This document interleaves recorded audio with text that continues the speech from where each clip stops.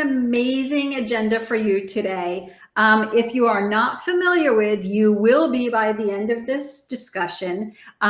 This discussion is all about this book and applying it towards matching, towards your auction and event fundraiser. So we're talking about the giving paradigm and 7 phases of philanthropy. And Matt has a tremendous amount of experience fundraising in the role of fundraising executive director and all sorts of different hats. But currently, NonProfit.Courses. NonProfit.Courses. See, I put it on here, nonprofit courses. I should have put a dot in there, and that's my bad. That's it. So I appreciate each and every one of you. Let me just share a little bit about us, and then I'm going to ask you guys where you're tuning in from. So if you're new to Auctria, 40,000 events have been run through the Auctria platform, raising over $400 million. And we had a phenomenal, or you guys had a phenomenal spring. So I'm definitely going to have to update that number. But all sorts of groups have fundraised through Auctria. And I'm curious, and I'll turn this over to Matt as I do so. I'd love for the group to put in the chat box what kind of group you're fundraising for and where you are geographically, because it always helps to see who else is in the audience. And sometimes some people make friends in our chat box, and that's always a good time too. That's really cool. Yeah. So nonprofit.courses is a website that has more than, I think we're past 6,000 now of videos and podcasts and some documents, all on nonprofits and all aspects of nonprofits. I mean, truth to tell, we got a lot of stuff for fundraising, but we also have a lot of accounting, a lot of HR, a lot of, gosh, I don't know, you name it, it's on there. And if somebody comes up with something that I don't have, then I add it in. But I encourage you to go to the URL, like it says there, is www.nonprofit.courses. .courses is a new top-level domain. And the site's been up for about 4 or 5 years now, and I hope there's a lot there you can find to help yourself. By the way, all of that's not most of the courses are free. Most of the videos are free, easy access, no sign up to get to them. You just click through and find what you like and watch them. I do have a few paid courses up there, a couple hundred of those to help pay the bills, and then we have advertising, which is another way we pay the bills on the site. But the idea is to make it a very seamless experience for you to get the information you need to run your nonprofit. My own background is in nonprofit work, fundraising since, gosh, for a long time. Plus, I have a master's degree in philanthropy and development from St. Mary's University in Winona, Minnesota, and which is a great place to get more education on fundraising if you so need. So, Lori, we ready to start? Yeah, we've got a lovely group of people here. We've got Puget Sound registering in, saying they're helping childcare and senior care providers, public health benefits, Brightliner. Anne Marie looks like she's servicing the homeless in Orange County. Shannon from Illinois, Community College Foundations. Look, we got another Floridian with you, or another Philadelphian with you, Matt, outside of Philadelphia. I happen to be... I'm the one that happens to be in Florida. Maybe I forgot where I was. Doug and I know each other. I saw wonderful. Fellow from Brightliner. I believe we've talked to before, Benjamin, if I'm not mistaken. So it's great to have you on. Awesome. Yeah. No, this is really really cool to have so many good people on here. And I want to remind everybody to hang out. We are giving away a brand new copy. I won't give you my grubby copy of the book. We'll spin a little wheel at the end, and we'll give a copy away to one of our attendees here. So go ahead, Matt. All right. Well, super. Thank you very much, Lori, and thank you everybody for attending. And I will tell you one of the reasons that I picked, Lori and I batted around topics to do, but this is one that was important to me, was because I don't think it gets enough thought out there, particularly a book like 7 Faces, which is a real classic. And so let's just jump right in. What we're going to do, we're going to talk about giving paradigms to begin with, and then the 7 faces more specifically, building relationships in them and how folks in 7 faces are giving, and how to use the information. I'll give you a hint, another book that if you really want to be a geek about it, you should jump in on, which is it's actually a very good book. And then we're going to do the book giveaway, and if anybody has questions, we'll do some Q&A. So we'll start with a quiz, a little fun quiz here, right? What's a paradigm? You can throw it in the chat box if you want. So is it 5 cents less than a quarter? Paradigms? Is it a point of view? Or is it the latest rocket by SpaceX? You know, it sounds like it could be the latest rocket by SpaceX, right? For sure. There's so many going off here all the time in Florida. We can't even keep track of them all now. Yeah, so a few people, right, of course, say it's a point of view. And the reason I bring this up is because I think it's important to figure out for folks what paradigms they are looking at when it comes to philanthropic behavior. And for our purposes, like it says here, giving money to a nonprofit organization or volunteering your time. And throwing in this UN definition I thought was very helpful, because philanthropy is a global phenomenon. It's something that that is not just an American thing. It happens all over the world. The UN recognizes 4 kinds: the mutual aid, self-help kind of work, philanthropy and service to others, civic participation, and advocacy and campaigning. It's a very broad definition, and country by country, philanthropy expresses itself very differently. And that's important to remember, because what that really comes down to is, you know, why do we have these definitions? I mean, why make definitions to figure out, well, what's your philanthropic paradigm? Well, these groups here come up with this, right? Fundraisers obviously, or maybe not so obviously, come up with paradigms to help them do their job, right? You want to raise more money, and understanding how people give and why they give can really be helpful to that.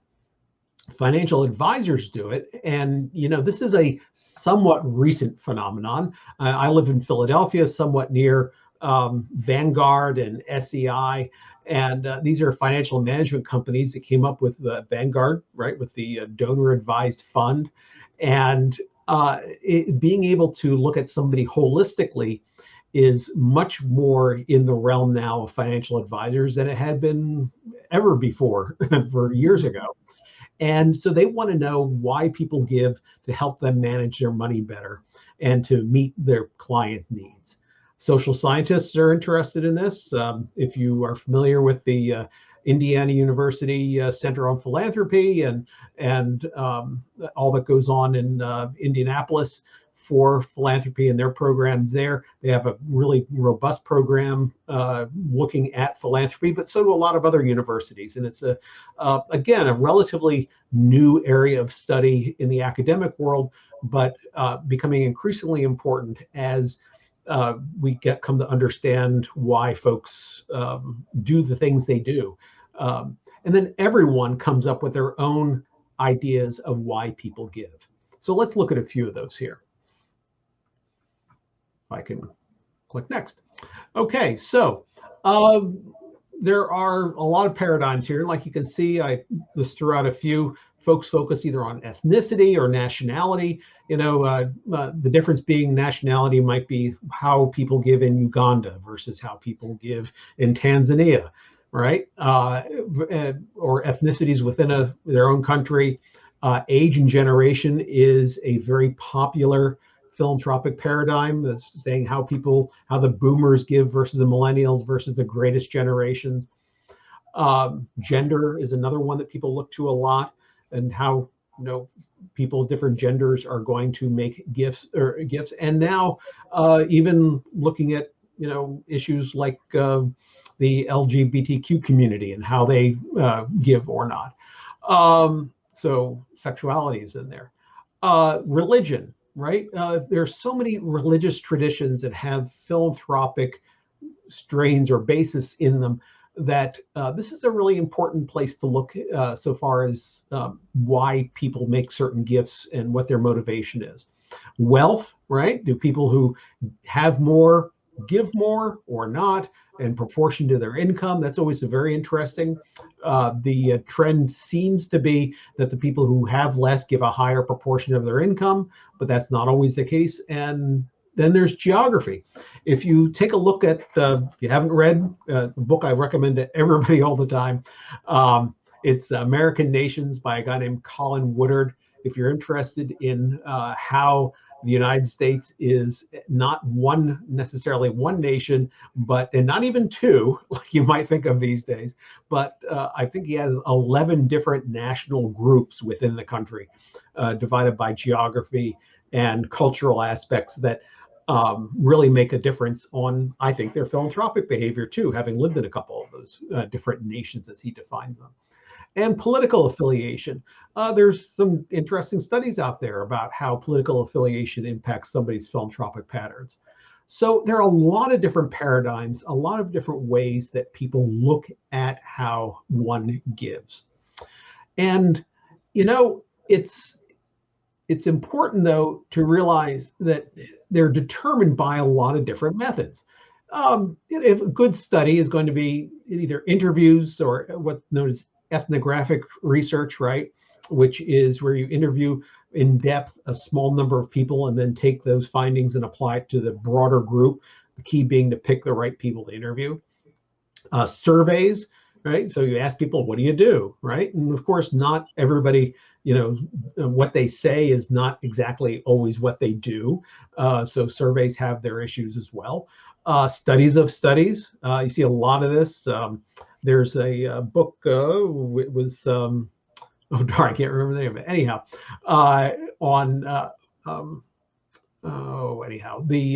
there are a lot of studies on studies in the, on how people give and what their interests are that really make a difference here. And then what makes sense, right? Which is basically guessing, because what might make sense to us isn't necessarily the reality, which is why these other methods are really important. So, and I'll come up with that book name in my head. Anyhow, what's clear is there is no one size fits all for philanthropy. And all the factors you talked about in terms of gender, in terms of religion, in terms of geography, all those things have an influence on our philanthropic behavior. Because you know what? We're human. We can't be thrown into a box as easily as we like to think we can throw people into boxes. And actions speak louder than words. So what might appear on the surface to be something, you know, reasons why people give may have nothing to do with why they're actually doing it. Until you actually see what they do, that's what counts. So with all that in mind, let's take a look at one. Let's get a little more into 7 phases here.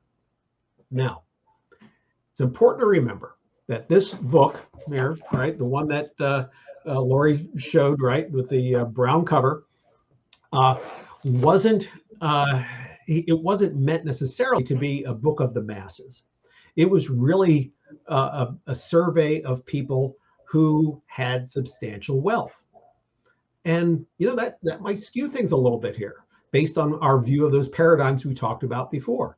It is not diverse in any sense of the word, as we think of diversity today, right? There's no definitions of gender, ethnicity, sexual orientation, national origin, none of that stuff. These were people who were of the greatest generation, the World War II fighters, because it was done in the, I think, late 80s, early 90s. And that's when those people were probably at the stage where a lot of millennials are today. And they're the parents, or excuse me, not millennials, baby boomers are today. They were the parents of today's baby boomers. However, even with those caveats there, this is a very powerful paradigm, because my feeling on this is that, you know, the 7 faces work, the ratios might be very different. There might be an 8th or 9th face out there, who knows? But when you start looking at this, it doesn't slot people into one of those easy definitions, like we said before, the ones that are more obvious externally, like where somebody lives or what religion they are, or, you know, their gender or whatever. nuances that much more, and I think that's the most important part of this. So it is still, in my view, a relevant book for today. All right, so let's look at what those 7 faces are. So we have, and these are interesting words they kind of throw, labels they throw on things. Communitarian is one. We'll get into each of these, right? The Devout, you can kind of guess who those are. Investors, Socialites, which I think a lot of you on this call might have an interest in, particularly if you do events. A little hint there. Altruist, Repayers, and Dynast. And we're going to talk about each of these, some of the characteristics of each of them, and what things you should look for when you are defining them. So jump right in here. What are the communitarians? This is the biggest group. Communitarians are the local business owners, the folks that think that being connected into their community is the best thing that they can do for themselves and for the community. That's why they're communitarians, right? When the area prospers, they prosper. Interesting that they tended to have lower educational levels. And if you think of it, right, a lot of the shopkeeper type folks, the folks who do the trades and other local community businesses may not, they're not the ones you're looking for to have doctorates and even master's degrees, and a lot of them didn't even go to college. So that's important to keep in mind, not only when you're approaching them, but the kind of things that they like to work with. They see the benefits in networking because, as a lot of you might know, that a great way to build a business is to network, is to get into the community and talk to the people who are either your customers or who can refer you to customers.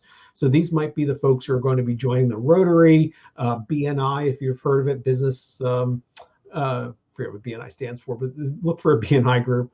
The people who are the ones who are going to focus on things that are local. Interesting, they're going to look to advisors and friends to determine the best nonprofits. And in fact, they're going to use their network to get into the nonprofit community. And also interesting that they're not big fans of government. And that maybe should come as no surprise, right? They don't think government is necessarily going to solve the problems of their community, because government to them is big and their community might be small. Even if they're in a big city, if you look at the community around them, who they interact with for their customers and their suppliers and all that, that's either going to be a geographically small or not a huge, citywide thing. And I wouldn't look for somebody in this group to be necessarily an all Philadelphia person. They might focus on the Manayunk section or Passyunk Avenue or Center City or something like that. Or a small town kind of area. So communitarians, again, think small business owners and the people who can revolve in that, might say Chamber of Commerce world. All right, Devout. Now, this is interesting because these, first of all, if you look at the Giving USA numbers, which I'm sure a lot of you are familiar with, and if you don't know that, check it out. Very reliable source on philanthropy. They'll tell you that religious giving is one of the top giving areas in the United States, even though over time it is winnowed down from like 50% in the 1970s to like 33% now. There is a very strong sector of giving. And you can see here in the survey, it was one of the highest, number 2 area, there. These are people of a local faith community. Interesting, and I'll throw out something from Giving USA, is that people who are generous to their faith community, and it doesn't matter what faith community it is, are more generally philanthropic to their secular community around them. Now think about that. The people who are already giving in their faith community are high potential donors for any kind of giving. And these numbers kind of bear that out in terms of what they're, because the Devout came up so high in the survey. They're college educated, like you can see here. They see giving as spiritual maturity. So what's that mean? that people who have kind of evolved in a higher plane of their spirituality are giving money out there to probably to their faith community or some faith-related organization. It's a moral obligation to them. Again, not strong government supporters. You'll find this thread going through a lot of these, is that the people who are philanthropic often will say, yeah, this isn't a government thing. Now, if you go back to, like I said, Colin Woodard and the American nations, that is interesting because he would say that in New England, for example, where government was started as an extension of the theocracy of the Puritans, right? That giving isn't a moral obligation because a lot of these things were tied to through government programs. So it's interesting to see how these express in each of these different areas.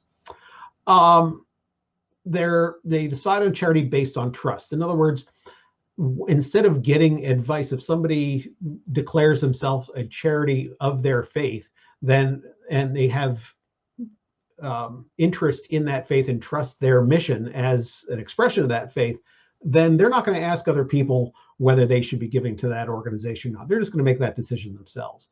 And they want attention from the nonprofit. They want some recognition of that. And recognition is another thing that's going to wax and wane through each of these phases, each of these areas here. So devout, doing God's will. For me, I kind of come up with little things to remember each of these, and I say, well, these folks are on a mission from God. Back to the old Blues Brothers thing. But no, but this is an important group that you need to pay attention to for sure. Well, they're all important groups. Investors. Now, investors are folks who have a much higher awareness of money and what it can do and how it works. Some of them might be involved in financial fields. They might be financial advisors and brokers and that kind, but they might also find people who are like semi-professional money managers. They work with their own portfolio. It's not always those kind of people, but these are folks who see that if you put money into something, it's an investment that should be paying dividends back. I like to think of these as the folks who are going to give a 100-pound sack of rice in Africa, like in Kenya, because rice is cheaper in Kenya than doing the same thing here in the US, where they're going to get a bigger bang for their buck someplace else. So they imply these investment principles to philanthropy. They tend to be critical. They want to make sure that that nonprofit is doing what they're saying they're going to do and are looking for those results. This is another thing that is interesting in each of the phases. They don't feel a moral obligation to give. It's not like, well, like the Devouts, where this is our, imperative religiously. This is not an interest to the investor type. And they're very methodical. Like they would in their investments, they're going to investigate that nonprofit. Now, pause here for a second. I want to tie two together. So the communitarians and the investors are two groups that are going to look at taxes and say, hey, if I make a gift, that's going to be, have an impact. The tax implications are going to have an impact on whether I give or not, which is very interesting because that only comes up to like 41% of all the groups here, right? If you combine those two together. There's a mythology, particularly in American circles, but even in other places, because getting a tax advantage for giving is not just an American thing. It's at least through a lot of the Western democracies, it happens. That the mythology is that, well, people only give for tax reasons.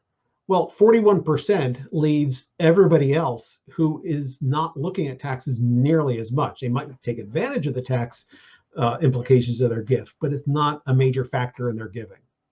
So already what this survey is starting to help us do is bust some myths that, the tax myth in American philanthropy. And that's important to keep in mind, because what I would love to see as a big takeaway on this is that you are going to be breaking a lot of myths in philanthropy when you take this paradigm here.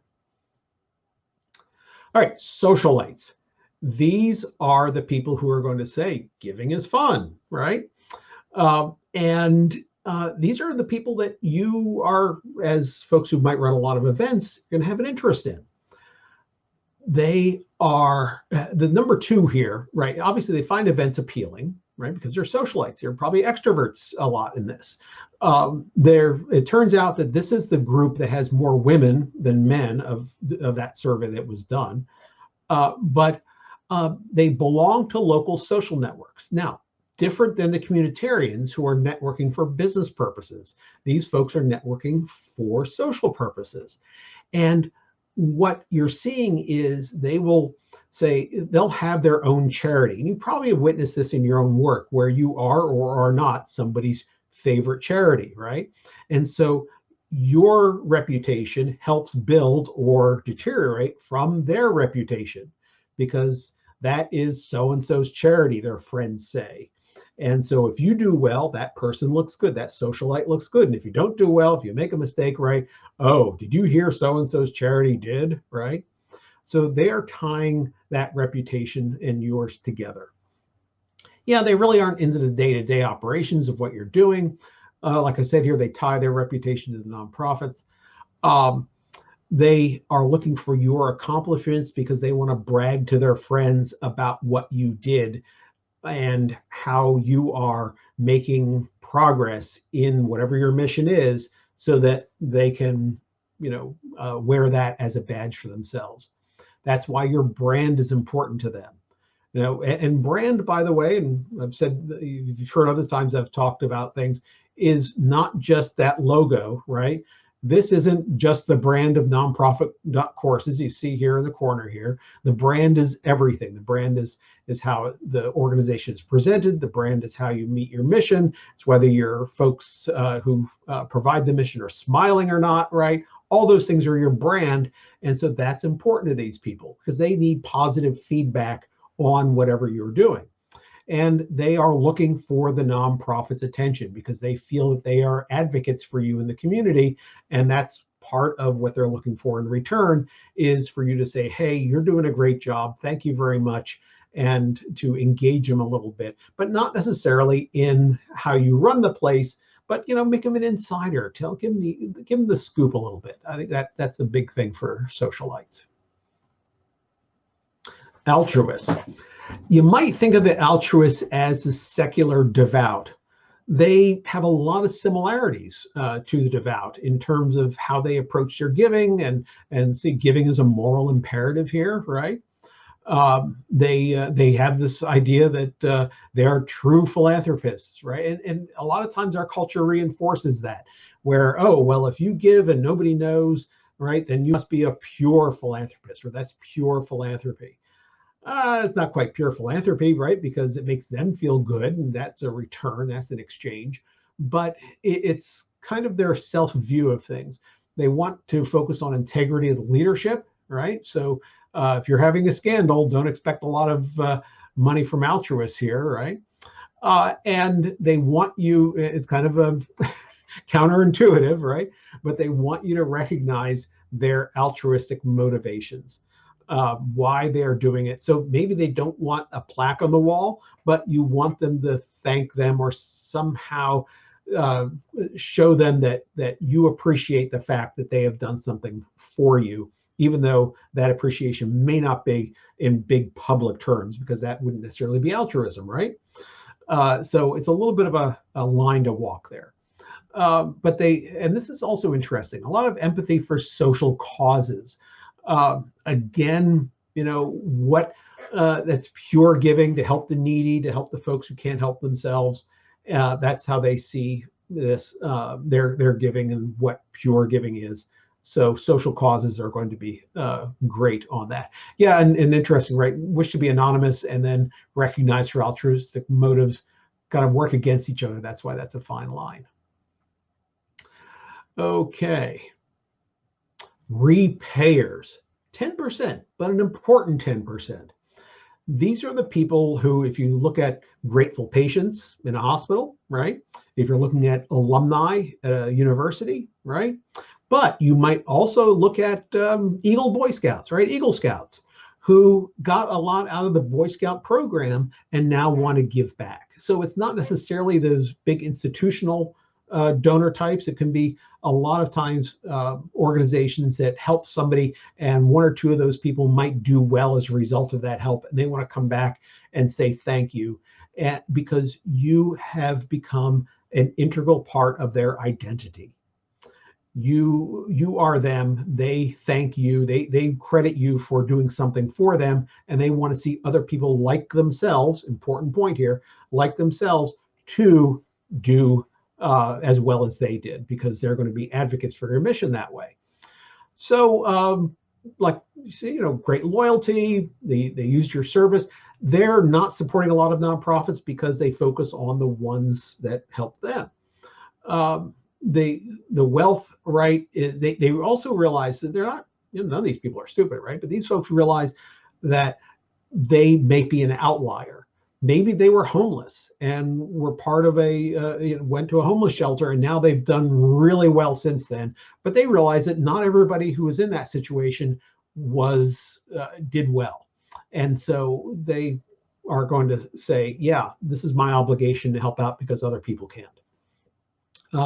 They are very concerned about how you deliver your program. Sometimes you get into this situation where, gee, it's not how it was when I was there, which, we all hope, as much as we all kind of look back, say, on our college experience or something, wouldn't we be disappointed if a college, or worse yet, even a hospital, treated people the same way that they were treated in 1950 something, right? That would be a problem. I hope they evolved. Yeah, right. But sometimes people don't. So you have to bring them up to speed and tell them why they're so much better that way, that, you're doing it now. And they don't rely on friends as advisors because they know that you help them, they're going to help you. And they really don't want to get involved so much with the operations. And to round it out here, we have the Dynast. When I think of Dynast, I have to say I'm of the age where I watched Gilligan's Island as a kid. And who is the Gilligan's Island character? Who is the Dynast? Thurston Howell III, right? So with him and Lovey. Well, Lovey actually would probably be the socialite, right? Right. Right. In fact, maybe we take the whole Gilligan's Island theme and push it in. That's the next webinar. It's the next one. But it's inherited wealth. Now, like with all these things, right? These people don't have to be the ultra wealthy.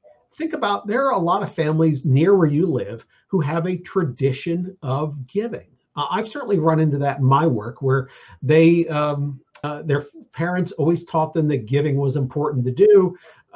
They may have a little money. Maybe the parents were teaching them how to save, and they've saved up some money, right? So this is all part of that learning experience for philanthropy, and they become kind of dynasts that way.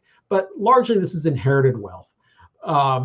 They may not give to the same causes their parents gave to, because they want to show some independence. They want to do some things that might be a little different. Sometimes they do, though. So don't necessarily expect tradition that way, but expect tradition that they know that philanthropy is something that people should do, and is expected of them, of their family, and all the people who are in their families. They want to be very careful of their giving decisions, because one of the things that people, particularly of multi-generational wealth, have come to learn a lot of times is that, for lack of word, they feel like they're targets, right? Everybody comes to them for money because they say, oh, well, you've inherited all this wealth. And so they want to be careful in their giving decisions so that they use that resource wisely. Because while to you and I, it might seem it's unlimited money, they know the finite amount that it represents. And so that's important to them. You might also find that these people have foundations where a lot of folks won't. Now, kind of reviewed all these things, right? All these 7 faces, and there's some traps you don't want to fall into. Like it says right off the top here, not all churchgoers are devout, right? You might say, oh, they go to church, or they go to synagogue or temple or whatever, right? Oh, they must be devout. No. Communitarians belong to faith communities for networking. Socialites belong to faith communities because that's their social circle, right? So think about where somebody is beyond just that face value, oh, churchgoers, devout kind of thing, right? It goes well beyond that. Not all event attendees are socialites. Think about, we talked about this in the last video I did with Laurie, which is that, my guess is that only 40% at most of the people who attend your events really want to be there. Between the spouses who get dragged along and the folks who were given tickets at the last minute because their boss didn't want to go. I mean, all the types, right? So if you're at an event, don't say, oh, look at all these socialites. Not necessarily. Maybe the committee is going to be socialites to put it together. And maybe there are people who are coming into this area as socialites and they want to connect into their new social community or whatever it is, right? But not everybody who's going to an event is a socialite. Nor are all alumni and patients repayers, right? Or people who give to hospitals and universities or whatever. They're not all repayers either. In fact, one of my first fundraising experience at a university, the biggest donor was totally a communitarian. He owned a nearby trucking company that served a good chunk of the Northeast, and yet he felt that by helping his community, he was helping his business. And had nothing, in fact, he was a graduate of a major Catholic university. We weren't Catholic, in a couple states away. And yet he gave to us first, in the tune of millions of dollars, because he was a communitarian first, even though he was giving to a university. And again, not all small business owners are going to be communitarians. They might be devout. They might be socialites, right? They might have other imperatives. They might be dynasts or whatever. So you got to look deeper than the label and just that top layer of things that they seem to represent. Okay, so I took what you're going to see here right out of the book. In fact, I even gave you a reference here to the place it is in the book, because there are ways that you need to look at to build relationships with each of these. And if you go to the book, you'll see this is very neatly, probably you can't see it on the video here, but very neatly put into a table, which each of these slides is going to represent a portion of the table. So it's much easier to check out in the book. However, if you're going to talk to communitarians, you need to talk using the language you're seeing here. Leadership, social responsibility, doing good for the community, being effective, right? So chime into those things that you saw in the earlier slides about why, what makes somebody a communitarian. In fact, one of the ways you can use each of these slides as we're going to go through them is to kind of test out, are some of these words and concepts resonant with somebody? And then say, okay, gee, they really grabbed onto the things that seem to be for communitarians versus the things that were for altruists or whatever. So I'll just go through a few of these here, and you can see, for example, the devout, right? Missions and God, doing duty is a big thing, right? Doing good, service, sense of purpose. This is really important for devout. What, they're coming with a sense of purpose of what they want to do with their money. Where you can see supporting each other, supporting good works might be reflected in other areas too, but there's some unique attributes of devout that when you're talking to them, when you're connecting with somebody, start looking for in those conversations and test out some of these concepts. For investors, right? Doing good is another thing they like. It's a very common thread. But accountability, results, efficiency, performance, right? Those sound like what investors would tune into. And so when you're talking to them, look at that. Socialites, right? Serving the community. Charity, the word charity particularly is an interesting watchword here for you. Then supporting each other, fellowship, right? Or some iteration of that, getting together with people, having fun, and charity, putting those two together might be very interesting test there for you.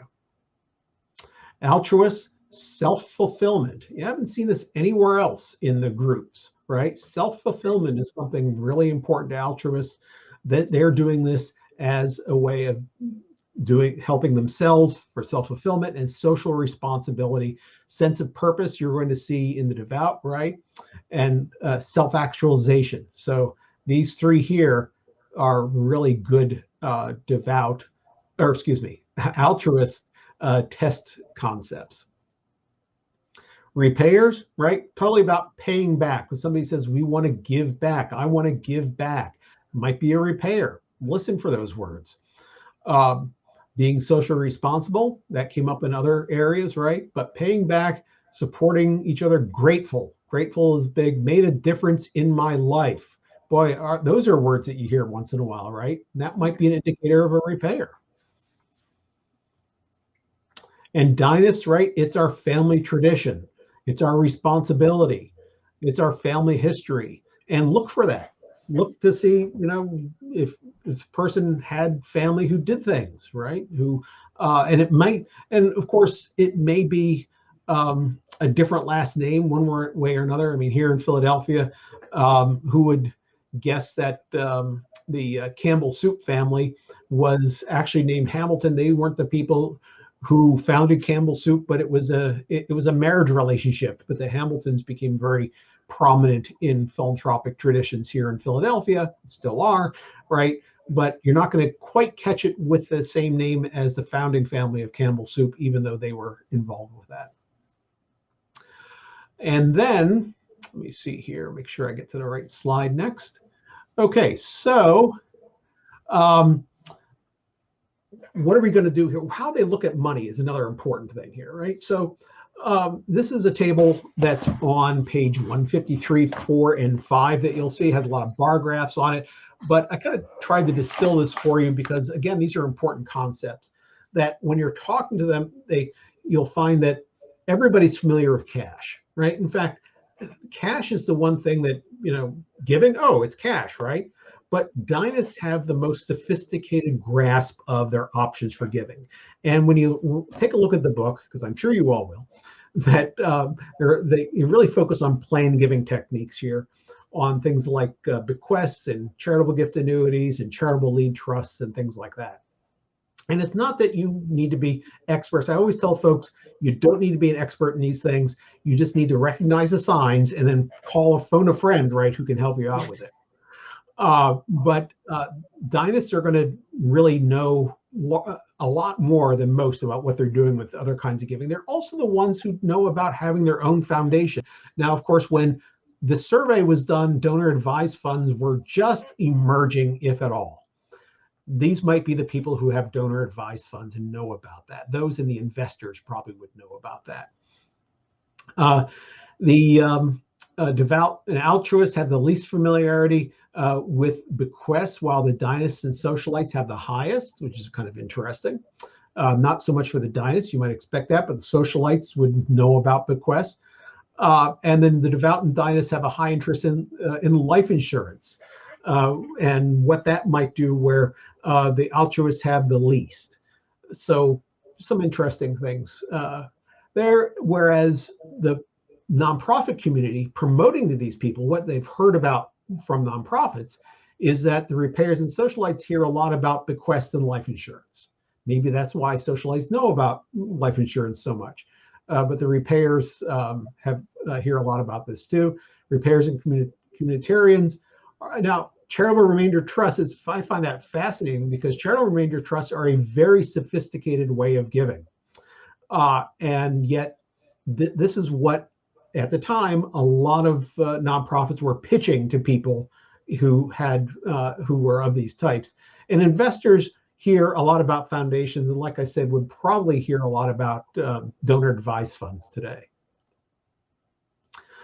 Now, what they are interested in learning about is very interesting versus what they know about and what they hear about from nonprofits. Nobody wants to hear about cash. Everybody feels like they know about how to give the cash. That may or may not be true, but you want to tread lightly when you're talking about like more ways of getting bigger gifts and trying to educate them on cash gifts or not. It may not ever be sometimes the best way to give a gift, but they think they know about that. They all want to hear more about foundations or, again, donor advised funds. And so there might be some educational points to bring to them about how they can take advantage of that for themselves.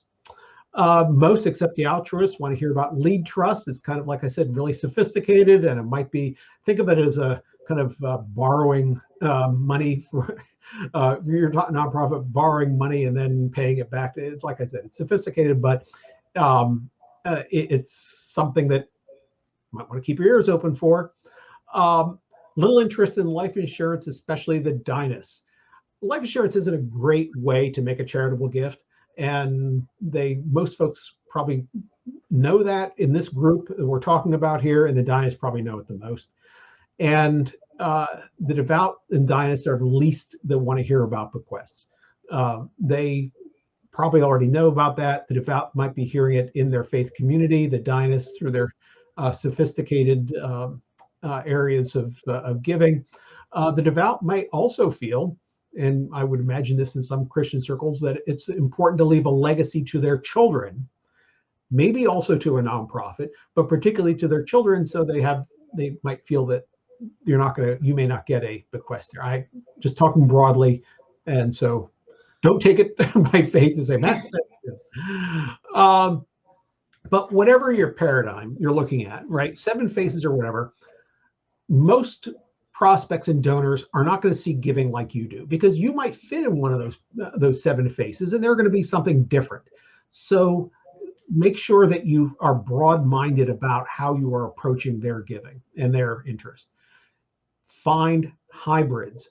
That's going to be interesting, because you might find that you have Repayer Socialites or Devout Communitarians or something like that, right? None of these things are cast in stone, that somebody is purely one thing or another. You might find they apply a different paradigm to different nonprofits. So for you, they might be a Socialite. For somebody else, they might be a Repayer. Their partners and spouses, yeah, they're going to come with different types. I see this all the time where folks have that. And there are going to be other things that are going to influence them. So it's important, though, to look at, are there more than one type? What kind of people are you getting in terms of the paradigms that are coming to you? Are you getting a lot of Socialites? Are you getting a lot of Repayers or whatever? Start looking at that. Are you leaving anybody out? Maybe you should too. If you just don't get a lot of folks who are Devout or are Altruist or whatever, you don't necessarily have to make your plans around them. What fits your top donors? That's important to look at, and back up your view of the world. In other words, take a look and look broadly at people. Don't just look at what fits your paradigm. Now, I say this to everybody, that whether you use this paradigm or others, create a donor avatar. Say to yourself, what's our ideal donor going to look like? And then start filling in the blanks so that you'll start seeing more of those. Just like the kind of car you drive, right? If you drive a VW Beetle, you're going to see more VW Beetles on the road, even though they didn't make that many of them, because your brain is tuned into it. Identify a paradigm or 2 or 3 and start filling that out for the people that you're working with. And then, what are the attributes of your people, right? The biggest donors, the most donors, build your paradigms, build your avatars with those. Donors who give a certain way. Maybe you have planned giving or direct mail or social media donors. But your donors, what your donors are not always going to be what you think they are or what you want them to be. Worked with an organization that thought for sure their donors were the folks who lived in a certain part of Philadelphia, who were kind of the up and coming young people types. They looked in their database and they found, oh, our donors are established middle-aged women who lived on the main line. That was what they are. The other ones were the donors who they thought they had or what they wanted to have. And it's okay to deal with the ones you think we want to have, but you always want to make sure that you're addressing the folks who are your donors. Now, I promised you a geek out book here. Go to Science of Giving. If you want to get really into why people give, this is a great book. It's a little pricey, Last time I looked, it was like $70 or something. You probably can find it at a state library or get it, interlibrary loan to you. But this really goes into the social. Remember, I talked about social science people before. This book is really going to dig into that. I used to tell my students, read the beginning of the chapter and the end of the chapter. If you can wade through the middle of it, that's great. But that's where you're going to find your information, the introduction, the conclusions in each of these chapters. So, got some questions here. Now you see these, do you recognize them? Are there eighth, ninth phase, other kind of paradigms, other paradigms you work with? Laurie, anything that comes up with folks? I'll go ahead and let people go ahead and drop any questions they have in the bottom. As they think about it, maybe now would be a good time to spin our wheel. Would that be okay with you? That would be great. Yes. Here I see, where does the volunteer donor fit in? Well, depends on what they're volunteering to do. And, if they're doing an event for you, then maybe they're socialites. You want to look at that carefully. They could be communitarians because they're networking. They're seeing you as a networking opportunity. If they're on your development committee, maybe they're investors, or maybe actually if they're on your finance committee. So Glenn asks, do you see proportions of different types shifting? I don't know. When you go up and look here, I think one of the issues that we see as a culture generally is that fewer people are attending or joining faith communities. But so that may be, but those people, it doesn't necessarily mean they're not religious, spiritual of some sort. They might actually be migrating more into altruists than devout. I don't know that I see a lot of changes necessarily. I think we're going to, in the next 25, years or so, we're going to see a cropping of Dynasts as people of wealth, because of the difference in American wealth patterns. Their children are going to become more Dynasts that way. We should all remember that there is a 3-generation cycle of wealth, typically, except for those people who have huge amounts of money. And that is that you have the person who is maybe, we'll just say they're a plumber, and they've done, they built a solid plumbing business. The second generation takes that business and opens up a whole chain of plumbing supply places, or plumbing, expands the business a lot. The third generation is disconnected with that first generation and becomes more of a self-actualized and doesn't connect into the business so much. So you might find people moving from a generationally from a communitarian to maybe an investor type to a Dynast type, right, through that paradigm. And the good part about all the technology that's come around is all these CRMs and the way you can segment your messaging and segment your emails and your outbound stuff. You can really take this information and utilize it in a purposeful manner. Mm-hmm. Yeah. I mean, this was originally a major gifts kind of exercise, but it goes well beyond major gifts. For sure. Yeah. For sure. I have some contact. I'm going to slide down to the contact info for us. This is the contact information for Auctria. You're familiar with us. Facebook, Twitter, Pinterest, YouTube. I invite everybody to join us on our auction team talk page. It's a Facebook group, and all sorts of auction and event fundraising, and really nice group of people. And you can always email us hello@auctria.com. But to get in touch with Matt and Nonprofit Courses, here's a little QR code you can quick scan, email, LinkedIn, and of course, NonProfit.Courses is the website. There you go. A little more subtle shirt that day.